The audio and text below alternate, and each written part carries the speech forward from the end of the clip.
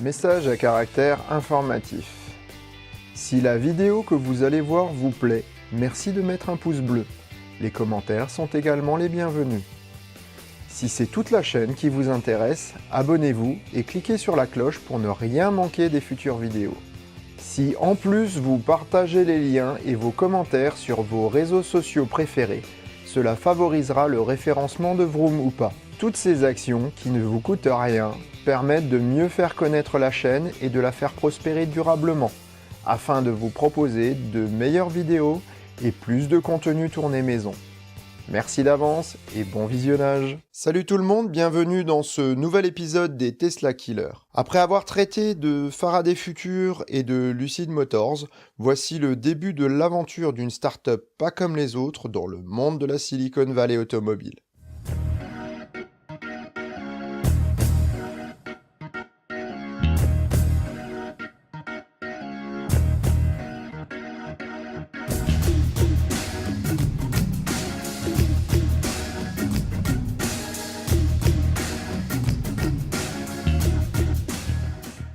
Alors que Tesla explose ses records de production, que les startups de la Silicon Valley automobile peinent à trouver le chemin de la production en série, et que les fabricants de voitures thermiques continuent de vendre leurs autos en pensant que cela ne s'arrêtera jamais, le monde automobile est en passe d'être ébranlé et plutôt deux fois qu'une.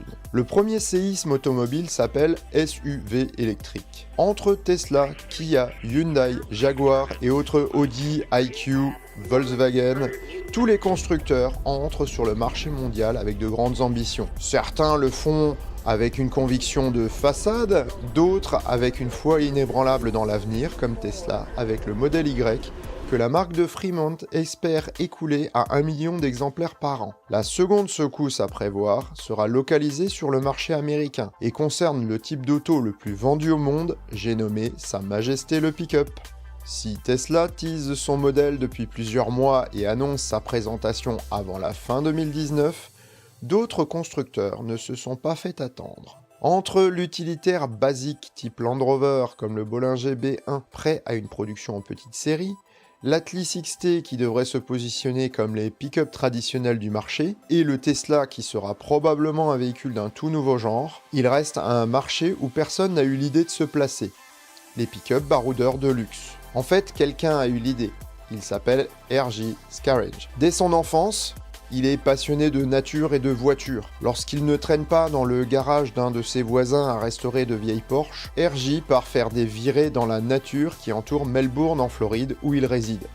C'est tout naturellement que le jeune homme fait des études de sciences et de technologie au MIT de Cambridge. Il obtient son doctorat en ingénierie mécanique au prestigieux Sloan Automotive Lab. Plus on parcourt la nature, plus on l'aime, et plus on l'aime, plus on a envie de la protéger. Tels sont les mots de R.J. Scaringe lorsqu'il crée sa première société en 2009, combinant sa passion de l'automobile et de la nature. Pourtant, cette société ne s'attelle pas de suite à la création d'un pick-up. Scaringe préfère suivre le chemin du grand frère Tesla en concevant un roadster haute performance. Après 2 ans de développement, le jeune chef d'entreprise se rend compte qu'il fait fausse route.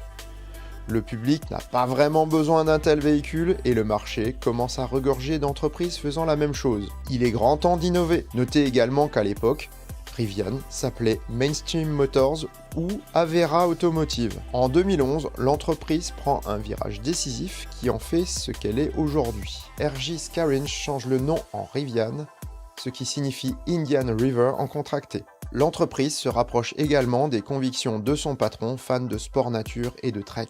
Ce changement de nom et de philosophie détermine une nouvelle orientation pour les futurs produits de la marque. R.J. décide de faire le meilleur pick-up baroudeur de luxe au monde. Sa cible ? Les Range Rover, les F-150 Raptor, les Ram Rebel et autres GMC Sierra Denali, ainsi que tous les 4x4 de luxe un peu sportifs. Mieux, étant donné les performances démontrées par la propulsion électrique, Rivian veut rendre son pick-up aussi plaisant à rouler sportivement sur route qu'en tout-terrain. C'est de manière totalement furtive que la marque commence sa croissance. Dans le plus grand secret, Scaringe recrute une équipe de talents reconnus dans le monde de l'automobile. Ainsi arrivent des pointures comme Mark Vinel, chef de l'ingénierie qui vient de chez McLaren, ou Jeff Hamoud, vice-président en charge du design et ancien cadre de chez Jeep où il a œuvré sur le Wrangler et le Grand Cherokee. Le premier pool de financement vient du Moyen-Orient, du Japon et du Royaume-Uni. En 2015, l'entreprise installe son siège social à Livonia, près de Plymouth dans le Michigan. Rivian garde tout de même un lien fort avec la Silicon Valley, avec 3 centres de recherche à Carson, San José et Irvine en Californie. Outre tournant dans l'histoire de Rivian, en 2017, l'usine Mitsubishi de Normal, en Illinois, est à vendre.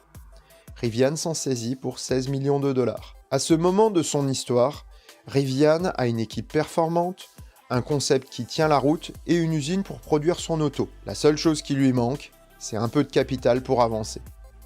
Encore une fois, R.J. Scaringe fait preuve d'intelligence. Il utilise les fonds qui lui restent pour 2 choses. 1. Réaliser 2 autos prêtes à produire. 2. Monter une campagne de communication pour attirer les clients et investisseurs autour de sa marque et de ses produits. En 2018, Rivian sort de l'ombre avec quelques teasers vidéo sur le R1T, le premier produit de la marque. En novembre 2018, le véhicule est présenté avec, aux surprises, un petit frère SUV appelé R1S. Contrairement à la FF91 de Faraday Future, les produits Rivian sont parfaitement finis et fonctionnels. Ils sont prêts à la production quasiment tels que. Quoi de mieux pour attirer les investisseurs? En plus d'avoir de beaux produits, la marque a également une communication parfaitement orientée vers son marché de fans de sport nature, avec des stories vidéo parfaitement amenées et très adaptées à leurs produits. L'acheteur potentiel peut se projeter dans le véhicule et s'imaginer à son volant. Le choix des intervenants n'est d'ailleurs pas innocent, comme Ben Moon, photographe par excellence des grands espaces naturels.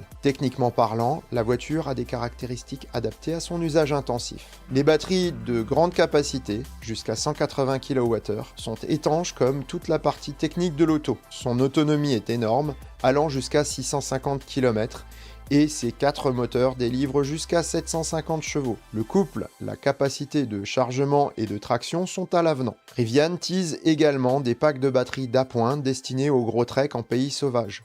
La suspension pneumatique s'adapte à la route et donne une garde au sol énorme en tout terrain. La voiture permet également une conduite autonome et est connectée à un réseau central, tout comme celle de Tesla. Très consensuelle, la voiture, aussi bien dans sa version pick-up que SUV, plaît immédiatement aux clients. Et tout cela fonctionne comme prévu. Des contrats commencent à se présenter et les négociations commencent. Des rumeurs fusent rapidement et en février 2019, Rivian annonce un nouvel actionnaire, Amazon. En entrant au capital à hauteur de 700 millions de dollars, on ne sait pas si le géant de la distribution va également prendre une part à la commercialisation de la marque. Quelle que soit la décision des actionnaires à ce sujet, on sait d'ores et déjà que Rivian se passera d'un réseau de distributeurs. Début avril 2019, Rivian annonce l'abandon des pourparlers avec General Motors pour un contrat de licence. En effet, le constructeur exigeait une exclusivité de la technique de la plateforme Rivian. Toujours parfaitement conscient des enjeux et des nécessités financières pour assurer l'avenir de son entreprise,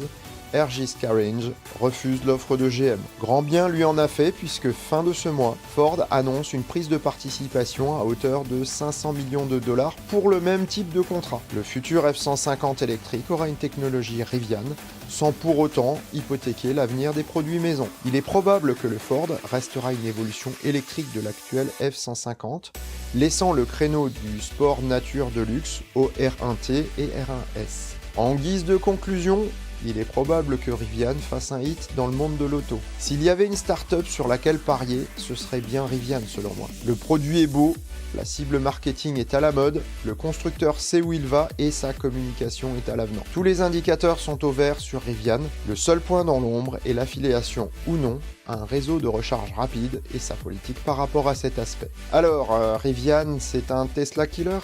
Bien sûr que non. R.J. Scaringe l'a d'ailleurs dit lui-même. Nous faisons des produits que personne d'autre ne fait. Et Tesla a un autre marché que nous. Je finirai en remarquant que Rivian est en passe de réussir, grâce à une attitude positive, là où la revancharde marque Lucid Motors semble marquer le pas et la combative marque Faraday Future semble se prendre les pieds dans le tapis. C'est à méditer. À titre personnel, si aujourd'hui je devais remplacer mon gros, eh bien voilà ce que ça donnerait, et ce serait très probablement un Rivian. Reste à voir ce que Tesla sortira pour déterminer quel sera mon prochain véhicule. Merci d'être resté jusqu'au bout et je vous dis à bientôt sur Vroom ou pas. Roulez prudemment, ciao.